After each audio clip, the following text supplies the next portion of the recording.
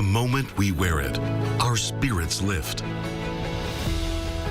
It helps us grow strong in body and in mind.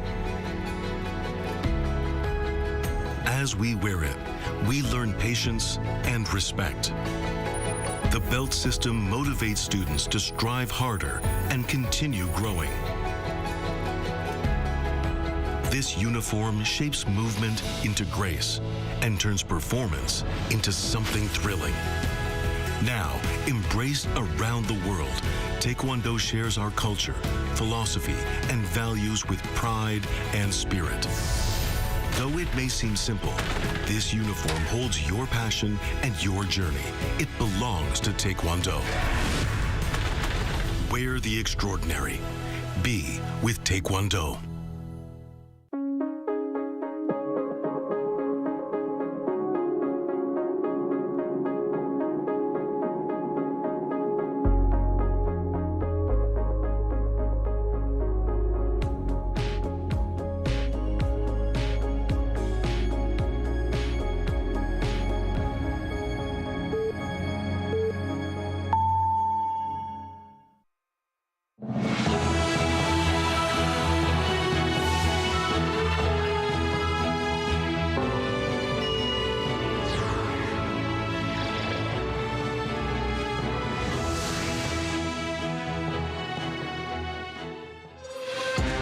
South Korea's finance and trade ministers will be in the U.S. later this week to hold trade talks with the U.S. Treasury Secretary and the U.S. Trade Representative ahead of the looming August 1st deadline. Seoul's foreign and industry ministers are looking to join them to convince the Trump administration. Search and recovery efforts continue across South Korea after torrential rains pierced through the nation. President Lee Jae-myung has designated 6 cities and counties as special disaster zones to accelerate relief and restoration efforts. And nearly 7 million apply for the Livelihood Recovery Consumption coupons on the first day of distribution on Monday, while the government makes sure that there's no second-hand coupon trades, but proper use of the cash handouts. There are now just around 10 days left until the August 1st tariff deadline. With the key economic ministers are now appointed, South Korea's trade officials are making their way to the U.S. For their final push for negotiations with the Trump administration. Our Kim Do-yeon leads us tonight.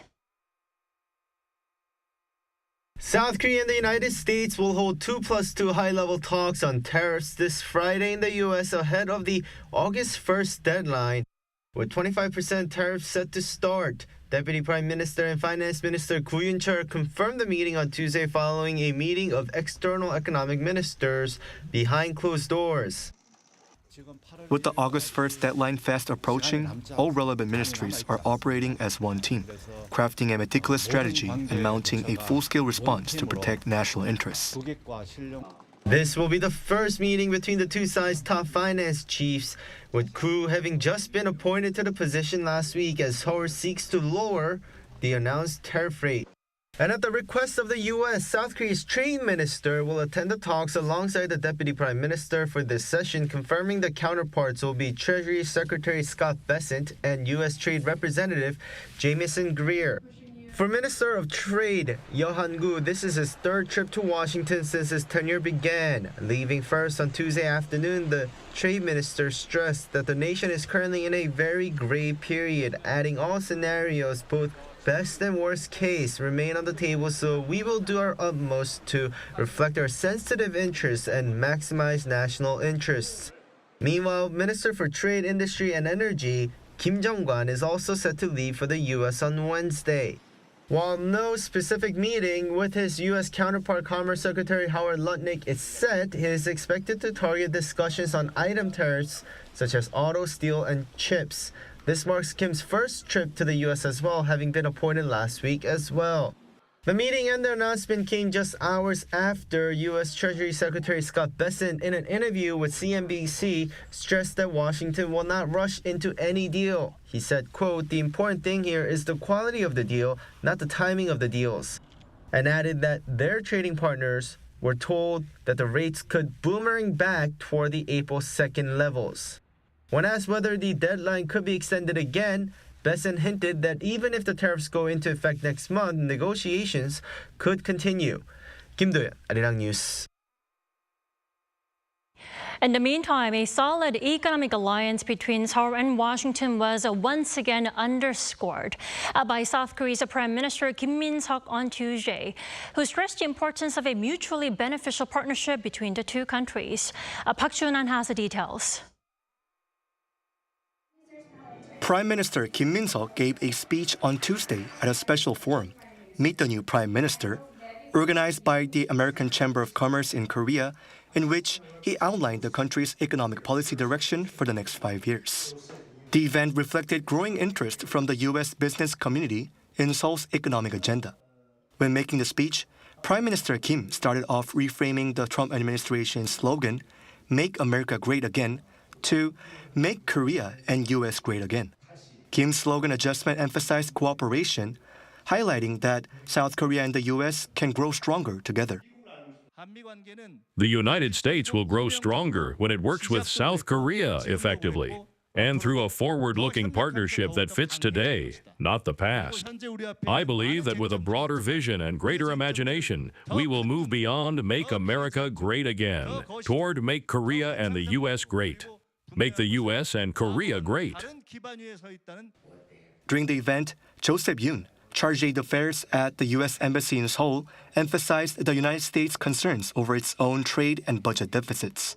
Yoon, however, said the tariff talks between South Korea and the U.S. are going well, and said the two sides will have good results very soon. I'm really grateful that the new South Korean government has worked so amicably, so cooperatively with us on trying to close these gaps. And I have no doubt we'll have good results very soon.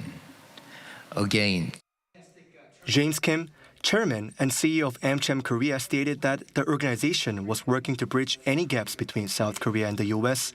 so that the two countries' economic affairs can be conducted smoothly. We launched at AMCHAM the Buy America campaign in partnership with our member companies to enhance visibility and accessibility of U.S. products. With a 2025 APEC summit just around the corner, with the governments of South Korea and the United States actively negotiating on the 25% reciprocal tariffs set to take effect in 10 days, Prime Minister Kim and the U.S. side reaffirmed their strong commitment to maintaining a business-friendly environment and deepening economic cooperation between Seoul and Washington. Park Jun-han, Arirang News. In other news, South Korea is racing against time to recover from last week's torrential rains that left at least 19 people dead. Search and recovery operations are in full swing. Our Shin Ha-young has this report. Heavy rain that began last Wednesday continued for 5 days, but despite current drier conditions, casualties are still being reported. According to the Ministry of the Interior and Safety, as of 6 a.m. Tuesday, at least 19 people have been confirmed dead, while 9 remain missing nationwide. In Gyeonggi-do Province, the death toll has risen to 5 after 2 missing people were confirmed dead on Monday. 4 others remain missing.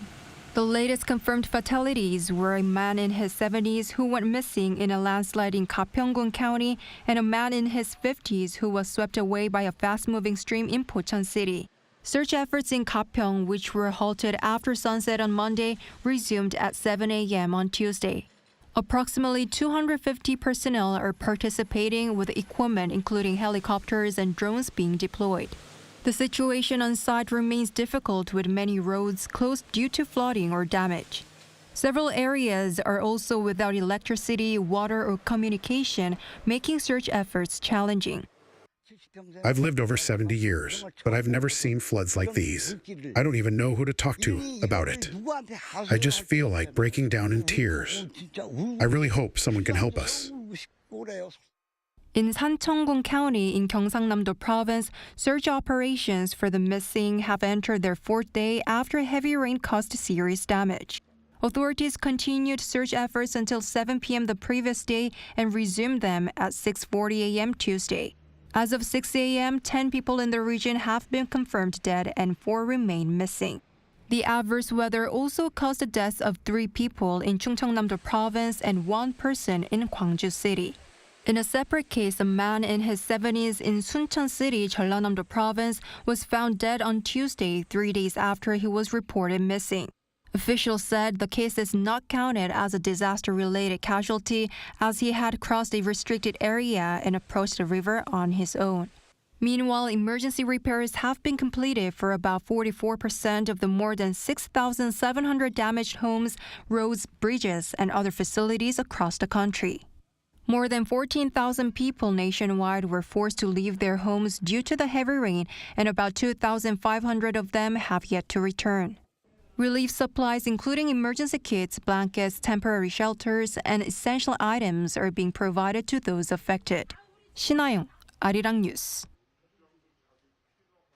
And President Lee Jae-myung has once again urged officials to spare no effort in helping people affected by the recent downpours and designated 6 cities or counties as special disaster zones this evening.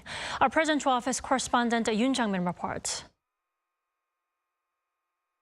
The day after returning to his office from a flood-hit area in the south, the president began Tuesday's cabinet meeting by noting the suffering of the people from days of heavy rains and extreme heat. 망연자실하게 무너진 집, 떠나간 가족들을 생각하면서 아무 표정도 짓지 못하던 그분들, 국정을 책임진 대통령으로서 우리 국민 한 분 한 분이 겪는 그런 삶의 고통에 대해서 좀 더 예민해지도록 노력하겠습니다. He once again urged his cabinet to spare no effort in helping those affected and searching for the missing, while speeding up the designation of special disaster zones. The first to be designated for state funding were 6 cities or counties, including Gapyeong in Gyeonggi-do province, Damyeong in Jeollanam-do, and Sancheong in Gyeongsang-nam-do. Special grants of 5.5 billion won, worth nearly $4 million will be used to help several regions recover, including Gwangju and Gyeongsang-nam-do province. President Lee Jae-myung went on to urge his cabinet to look for new approaches, which could involve leveraging technologies such as AI. 이번에 장마 폭우를 보면서 기존의 방식과 시설, 장비, 대응책만으로 대응에 한계가 있다는 생각이 좀 들었습니다. 좀 근본적인 대책을 새롭게 구성해 보도록.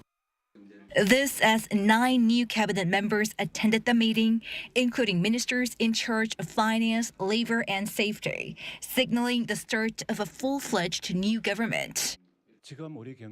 Our economy faces very tough conditions. In the short term, we need to revive the livelihoods of the people and respond to tariff negotiations with the U.S. In the longer term, we should build the real Republic of Korea, real growth. Another focus was on minimizing industrial accidents, for which the cabinet approved a revised law to disclose to builders if any such accidents occur at construction sites. In clear reflection of daunting tasks ahead, the president asked his new cabinet to be mindful of the work they do, calling them a touchstone for the future that greatly affects the lives of every person in the country. Yoon Jang-min, Arirang News.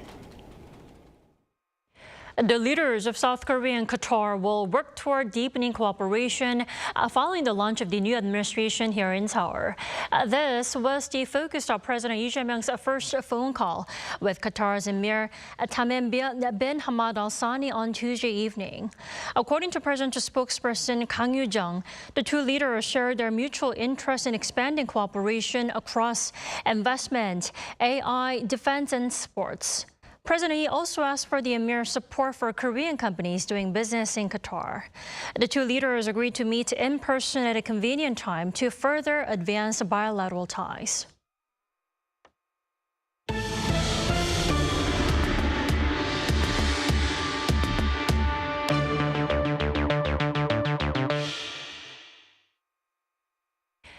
South Korea's much-anticipated livelihood recovery consumption coupons have seen an overwhelming response, drawing millions of applicants on the first day of availability. Our Moon Ji-young tells us more.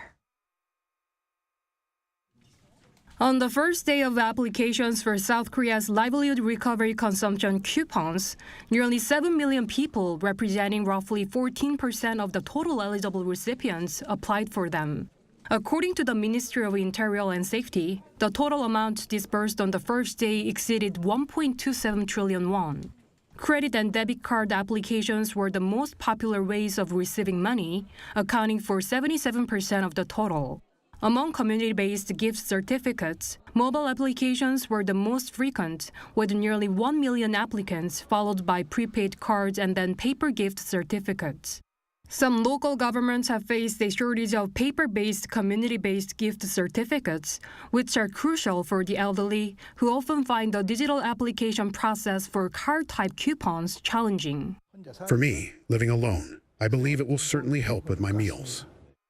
The significant uptake highlights the public's immediate interest in the government's stimulus initiative. At a cabinet meeting held on Tuesday, President Lee Jae-myung highlighted the government's commitment to ensuring the coupons do not exacerbate economic burdens. 소득 지원 효과도 있지만 더 크게는 핵심적으로는 소비 지원, 소비 회복이다라는 생각을 가지시고 각 부처 단위로 추가적인 소비 진작 프로그램을 준비해 주시기 바랍니다. 물론 이에 따른 물가 상승 압력이 있을 수 있는데 소비 쿠폰 지급하지 않을 때도 이런저런 핑계로 물가가 납득할 수 없는 정도로 자꾸 오르던데 물가 관리도 신속하게 또 엄정하게 임해 주시기 바랍니다.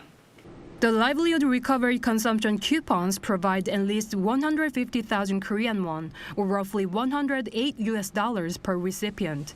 To prevent system congestion, the first week from Monday through Friday follows a day-of-the-week system based on the last digit of the applicant's birth year. Weekend applications are only available online. President Lee urged local governments to ensure that no eligible individuals are inadvertently missed, emphasizing the importance of minimizing any blind spots in distribution.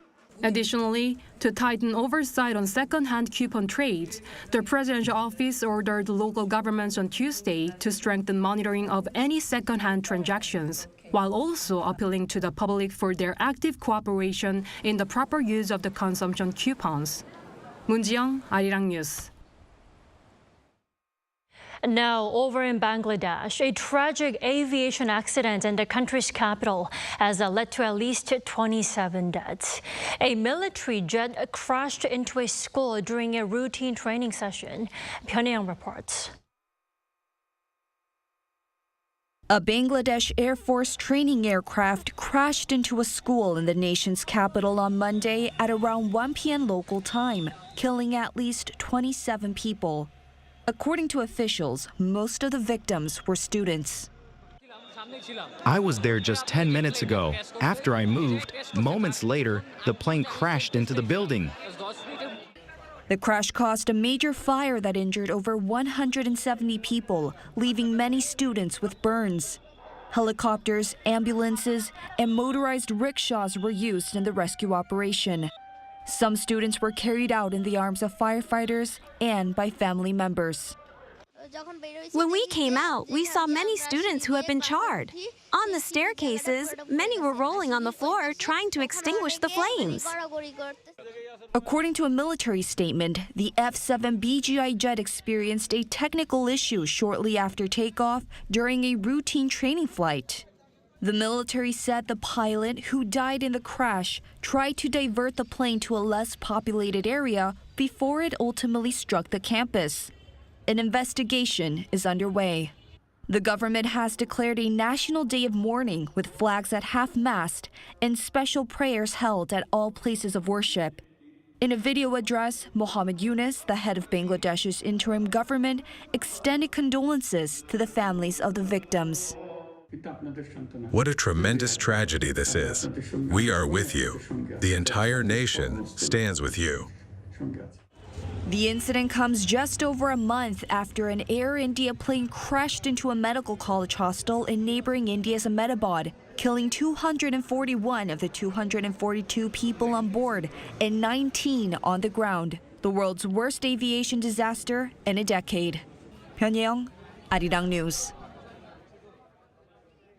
On the entertainment front, a Blackpink JENNIE single Like Jennie has been selected as the best K-pop song of 2025 by Billboard critics.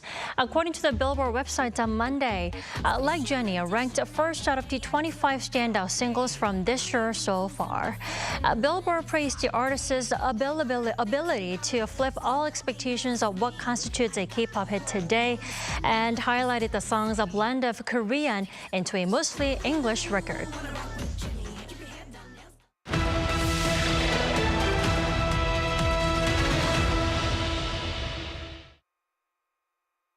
Korea's Won Yoon-jong, Asia's first ever bobsleigh Olympic medalist, is now aiming to make history once again. This time, he's running for a seat on the International Olympic Committee's Athletes Commission to represent athletes from around the world. Our Park Go-nu tells us more. Legendary Korean bobsleigher Won Yoon-jong appeared confident and full of anticipation after being named one of the final 11 candidates for membership of the IOC Athletes Commission last month. Those candidates are role models in their own sports and have significant influence. So it's truly meaningful to be named among them. If elected in the athletes' vote at the 2026 Winter Games, Won would become Korea's first winter sports athlete to hold a seat on the IOC Athletes Commission. Then he'd be able to act as a bridge between the IOC and athletes to listen to them and make sure they're represented throughout his 8-year term. Won says his own experience as an athlete has shaped how he hopes to serve. If elected, I want to connect with athletes everywhere and speak with them freely. I've seen athletes struggling when transitioning after retirement. I want to support them through that phase and help address mental health concerns too. I also want to eradicate doping and protect clean athletes. With climate change threatening the future of winter sports, Won says environmental advocacy should also be part of the job. Athletes have a big influence on the public. If they take the lead in environmental campaigns, it can raise awareness and help preserve both the planet and winter sports. But the road won't be easy. Won says he's ready to walk thousands of steps, literally, to meet athletes during the Olympics with sincerity. For the legendary bobsleigh athlete, challenge is nothing new, as it's been the driving force behind every milestone in his journey. So, what does challenge mean to you on a personal level? And as a person, Won Yoon-jong, what are your personal goals? Challenge means growth and change to me. When I tried to become a bobsleigh athlete, it was a challenge, and I made it. I tried to get the medal, and it was a huge challenge for me whole my life. But yeah, I did it. I think there are lots of challenges if I want to get good outcomes. So I believe that I can be a better person through challenges. No break until the end. With that mindset, Won says he'll keep racing forward just like on the bobsleigh track, toward what could be a new milestone for Korean sports diplomacy. Park Go-nu, Arirang News, Pyeongchang.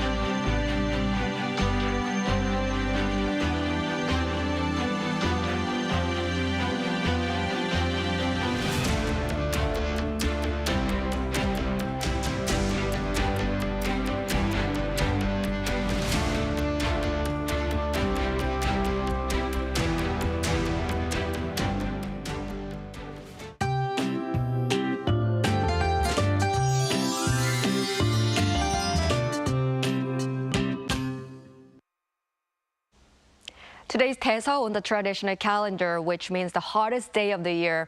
Heat wave advisories and warnings have been issued in most parts of the country. Some areas in the west and the east coast of Gangwon-do province and the Gyeongsang-do provinces have been upgraded to a higher level with heat wave warnings. It will feel above 33 degrees Celsius in most regions tomorrow. In addition, the UV index will be high throughout the country. Very high levels of UV rays will affect the southern parts of the country in the morning and the whole country in the afternoon. Please be prepared when you go outside. Tomorrow morning will start warm at around 23 to 25 degrees nationwide. Daily highs move up to 33 degrees in Seoul and Daejeon, Daegu 35 degrees, Gyeongju 34 degrees. The heat wave with tropical nights will continue for the time being. That's all for Korea. Here are the weather conditions around the world.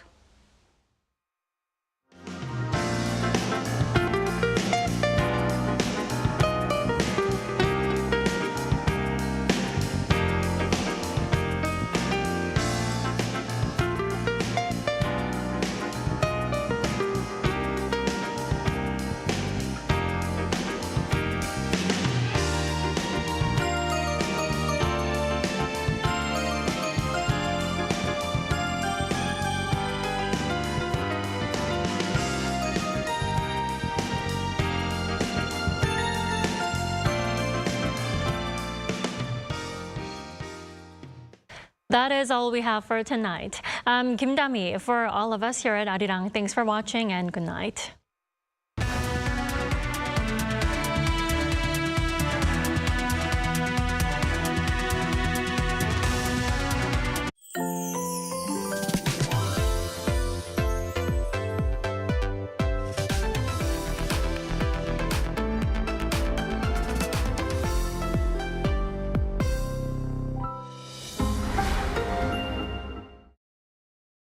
Arirang TV is conducting an overseas TV viewer survey to provide you with a better global broadcast service.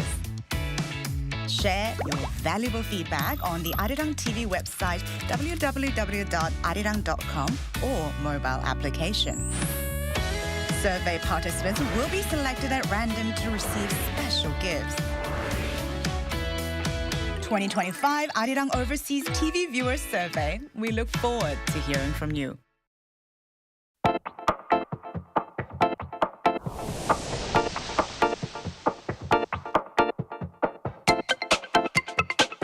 플라스틱 사실 편리하잖아요. 저조차도 활동을 하고 있지만 플라스틱을 사용할 정도로 생활에 많이 있다고 생각을 하는데요. 플라스틱을 대체할 수 있는 걸 계속해서 찾고 플라스틱이 아닌 다른 것을 사용하는 게 일상의 습관이 될 수 있도록 하는 것이 좀 중요하다고 생각을 해서 참새클럽 캠페인을 중점으로 활동하고 있습니다. 저희는 HDP랑 PP라는 두 가지 재질의 플라스틱을 모으고 있습니다. 보통 음식류에 사용되기 때문에 배달용기나 이런 곳에서 많이 볼 수 있고, 그리고 두 번째로는 저희가 업사이클 가공을 할 때 가장 유독물질이 덜 나오는 물질이기 때문입니다. 플라스틱을 많이 모으고 많이 제작하는 것이 목적이 아니다 보니까 저희는 시민분들한테 플라스틱 기부받고 리워드를 드리는 게 아니라 모아주신 플라스틱이 이렇게 재활용됐다는 걸 알리기 위해서 하는 프로젝트여가지고 이걸 약간 기부가 아닌 돌려드리는 개념으로 지금 하는 규칙을 사용하고 있는 것 같습니다.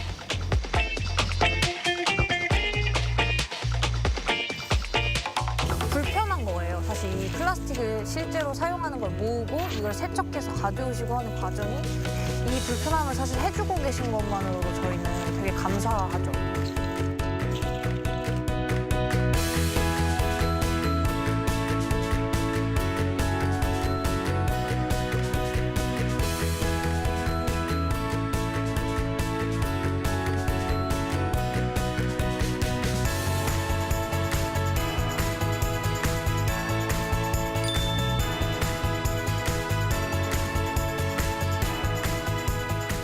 나아가서 플라스틱을 사용하지 않을 수 있는 방법을 내는 것이 저희의 숙제이고요.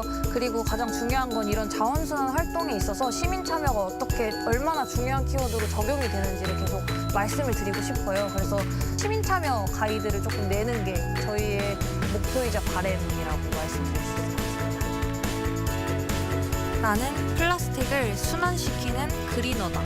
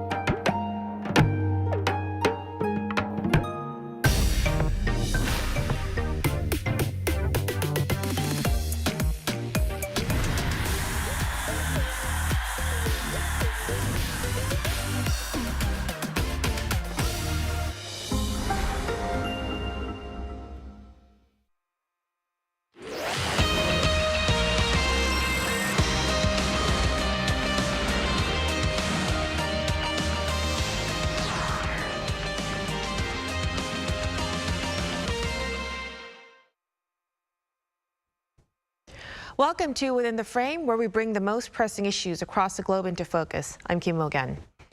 Bitcoin is cooling just below 160 million won, but Ethereum is on a tear, jumping more than 25% in just a week. Behind that surge, record ETF inflows and a historic moment in Washington as President Trump signs the Genius Act, giving crypto its first real regulatory framework. Meanwhile, gold, the classic safe haven, is losing steam. China's clampdown on retail demand and shifting investor flows are holding prices back even as global volatility picks up. And now the countdown is on. A new round of U.S. reciprocal tariffs is set to take effect on August 1st. South Korea is rushing to shield key exports like steel and autos as markets brace for fallout across currencies, equities, and trade. To break down what all these means for investors in the second half, we're joined by Hwa-Kyun Kim, professor of banking and finance at Texas A&M University. Welcome, Professor Kim. Always a pleasure. And also joining us is Lee Yoon-soo, professor of economics at Seogang University. Good to see you, Professor Lee. Thank you for having me. So let's start a discussion with Professor Kim. Bitcoin, like I've said, has slipped back below 160 million Korean won, while Ethereum jumped over 25% in just a week time. What is driving this divergence between, Bitcoin's sideways trend and the sharp rally in altcoins like Ethereum? So if we look back, like the history of this Bitcoin and Ether, for instance, it's about 5 years ago. The Ether was about 8 to 10% of the Bitcoin value, and it was rather stable. But then afterwards, for various reasons, the value of Ether and altcoins actually started going down. And now I think it's around 2 to 3% of the Bitcoin. So clearly, the trend has been more all the altcoins, especially this Ethereum's value, has been decreasing compared to Bitcoin, while the Bitcoin value has been kept going up. So having said that, I think that recently, as you mentioned, this regulatory defogging and also the ETFs, the purchase and also the emergence of this Ethereum ETFs kind of spurred the purchase of these altcoins, especially the Ethereum, by the institutional investors. So these big demand power increased the price and kind of putting together as the trend has been going down in terms of like the value of the altcoins, many of the short sellers actually bet on just the keep downward pressure of like these altcoins. But then as the purchase demand increased sharply, the short squeeze actually occurred in July. And that's actually why we see all of a sudden this big divergence from the existing the relation between the Bitcoin value and Ethereum value. So I think that's kind of like the combination of the factors. Right, and that divergence is definitely catching a lot of attention lately.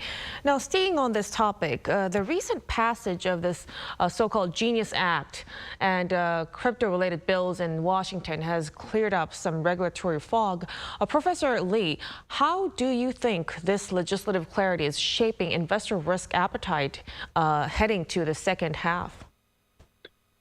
Yeah, I think the recent passage of the Genius Act and related crypto bills in the U.S. is a major turning point. For a long time, regulatory uncertainty has held back broader investment in crypto. Investors didn't know which tokens might be labeled as securities, how exchange would be treated, or whether new rules would be hostile to innovation. That uncertainty added risk and limited participation, especially among institutors. Now, with this legislation, we are starting to see a shift in risk appetite. Obviously, it doesn't answer every question, but it sends a strong message. I think U.S. policymakers are moving toward a framework that accepts crypto as part of the financial system. JP Morgan is accepting crypto as a collateral, for example. That makes a big difference. Institutional investors who were cautious before now feel more confident allocating capital, especially into assets with clear use cases like Ethereum. We are already seeing signs of that. Ethereum is seeing strong inflows partly because of this improved regulatory backdrop, and partly because of spot ETF approvals. When the rules of the games are clearer, capital starts to flow more freely. Right. So with a lot of regulations and firms accepting crypto, it definitely has become a game changer lately. Now, let's look at institutional flows. U.S.-listed Bitcoin and Ethereum ETFs saw over $14 billion in net inflows just in the second quarter. Professor Kim, does this signal a lasting structural shift in digital asset demand? And how critical is this ETF activity as a price driver right now?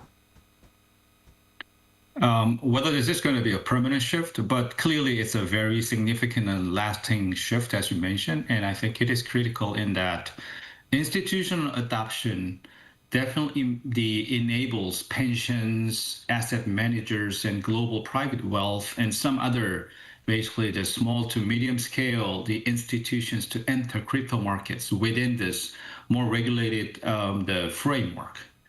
And that's going to also just encourage other retail investors also to join as well. So it has kind of the piggybacking effects. And in terms of the mechanism, it's rather simple in that ETF inflows basically means that the fund is going to take these bets on the cryptos, and the investors actually will either directly or indirectly hold these positions. Because of the nature of the institution, some of them are very fastly moving in terms of their trading positions, but pension funds or some of the slower moving the funds will tend to hold these cryptos. That means the value of these kind of things will work as floor, meaning it's going to have like very strong support in terms of price, thereby reducing the price volatility. So it's going to have very huge impact. And also, it is going to always, like I mentioned, will also just bring the next rounds of the speculative investor, slightly less risky appetite, actually, investors can join because they also think that, oh, so the assets become a bit stable because of the existence of these institutional investors backing. So overall, I think there is a high chance that sustained shift actually is going to likely happening. Right. So it really seems like we're seeing a new kind of money entering the space. Now, at the same time as this is happening, we are also seeing, traditional safe haven assets like gold lose momentum despite strong year-to-date returns. Professor Lee, how do you interpret gold's relative underperformance compared to Bitcoin, of course, especially in light of inflation expectations and shifting rate paths? Yeah, gold's underperformance compared to Bitcoin, I think, reflects a broader shift in how investors think about inflation protection and safe haven assets. Traditionally, gold was the go-to hedge during period of inflation or market stress. But today, we are seeing a change. As inflation expectations remain elevated and interest rate cuts are anticipated later this year at least, investors' flows are shifting, especially toward digital assets like Bitcoin. There are a few reasons behind this. First, Bitcoin is increasingly seen as responsive to liquidity and macro expectation. It tends to rally when markets anticipate looser monetary policy, and we are in that environment now. Second, institutional investors who previously would have favored gold are now allocating to Bitcoin thanks to regulatory clarity and launch of the spot ETFs. Research also shows that Bitcoin does act as a hedge against inflation expectation, just similar to gold. However, unlike gold, Bitcoin tends to fall during episodes of financial uncertainty. So it doesn't behave like a traditional safe haven. What's changing now is that in a market with stable growth and rising inflation risk, but no major fear, Bitcoin is outperforming gold in terms of risk-adjusted returns. So adding to this situation, China's recent clampdown on retail gold buying contrasts with long-term Bitcoin holders showing fewer signs of selling. Professor Kim, do you think there's some possibility for a long-term rotation where Bitcoin could replace gold as a dominant hedge asset? It's a bit too early to say that because I think the central banks still keep purchasing gold and also want to just hold more gold. So I think the gold rush hasn't finished. But in terms of alternative, clearly, if there were not many alternatives before, at least as of now, I think as people start thinking and also institutions start thinking, oh, okay, maybe Bitcoin can be a good alternative for a hedge, actually for the safe haven. So clearly it's a very risky and speculative asset, but because lots of people hold it and they just tend to hold for a long period of time, which satisfies the condition of like a safe haven because it's not going to be like massively sold, I think, in the market if there's some bad events. Instead, if there's some bad events, then people actually will try to hold it even more. That's like a condition for safe haven asset, right? So if the flight to safety type of the condition is not working in favor actually for Bitcoin price, then I think, there's going to be at least some substitution for gold actually toward a Bitcoin. It'll be interesting to see how this evolves, the role of Bitcoin and gold moving forward. Now let's shift gears a little bit to global trade. President Trump's new round of reciprocal tariffs is set to kick in August 1st. All eyes are on that.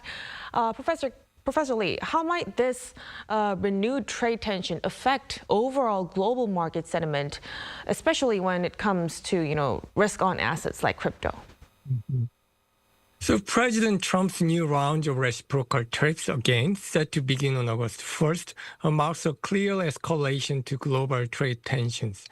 With tariffs of as high as 50% on imports from countries like South Korea, Japan, and parts of Europe, this is a major shift toward more protectionist policy. While markets haven't reacted strongly yet, many experts believe this could be the beginning of more serious disruptions. We are not seeing outright panic, but policy uncertainty is clearly rising. And that kind of uncertainty has very specific effects on financial markets.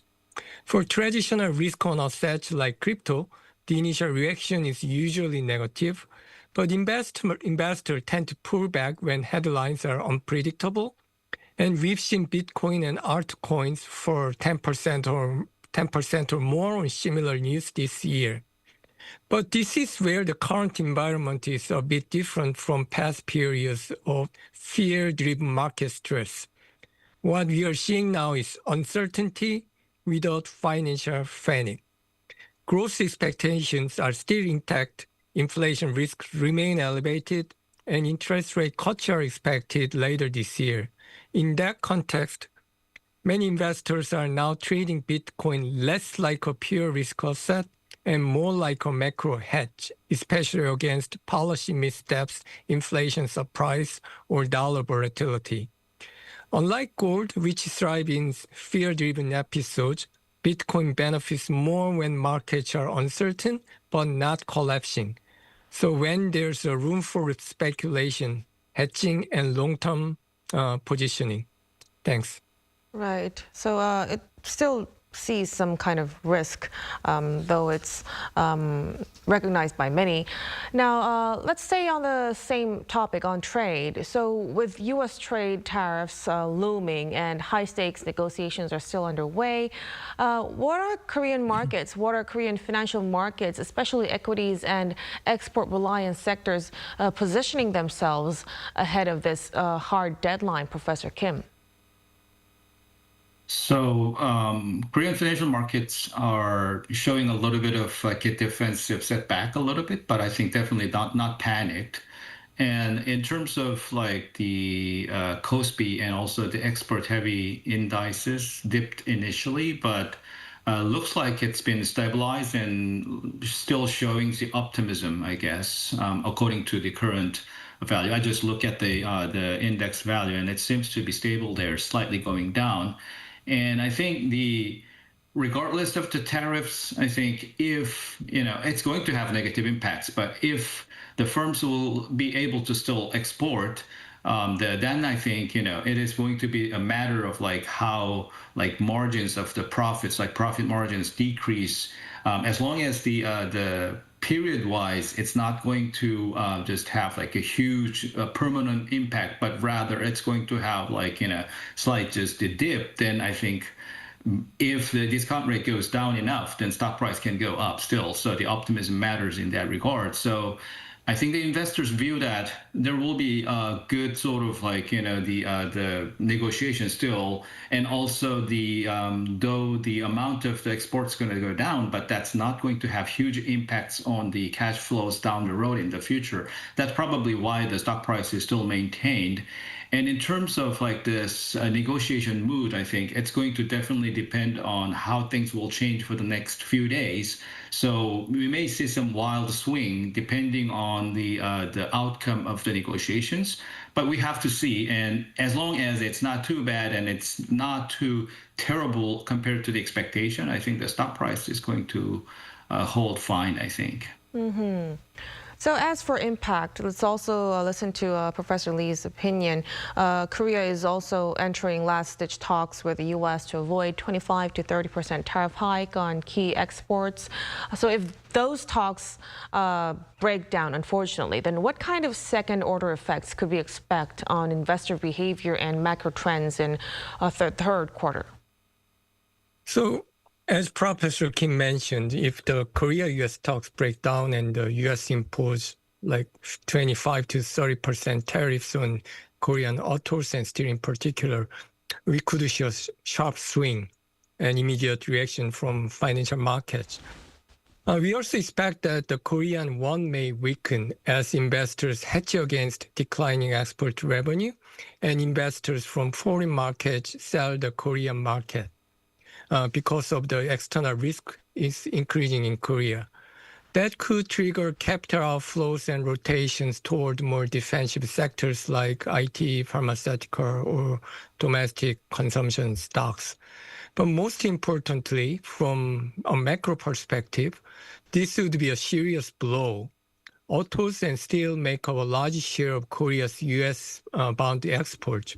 and new tariffs could erase trillions of won in annual export value. That would likely lead to production cuts, job losses, and downward pressure on GDP growth, possibly pulling annual growth well below 1% in a worst-case scenario, further down than the expectation. On the policy side, we'd likely see fiscal stimulus, targeted support from impacted industry, and greater urgency around diversifying export markets. But longer term, Korean firms may accelerate US-based investment to avoid future trade friction. So it's definitely going to deal a big blow to Korean steel and automakers, and we'll have to keep close eyes on the next couple of days. Now, finally, before we wrap up, Professor Kim, with the Fed entering its blackout period and market split on whether a rate cut is imminent or not, in your view, which asset, gold or Bitcoin, looks better positioned if we do see some liquidity expanding in the months ahead? The interest rate is probably not going to be lower in this July meeting, although there are higher chance in September and October. So if that happens, I think clearly the Bitcoin has probably a little more benefit out of that, because as inflation goes down, that means inflation worry is relatively less, the imminent. So that means the gold as like a good hedge actually against inflation. That benefit is decreasing a little bit, and that means probably just investors want to actually shift toward more the risky assets, and also the lower interest rate always help the finance their this leverage buying positions, especially for somewhat risky and appetite actually the high appetite investors. So overall, I think it is going to be a little more beneficial toward the Bitcoin if interest rate actually is likely to go down soon. All right.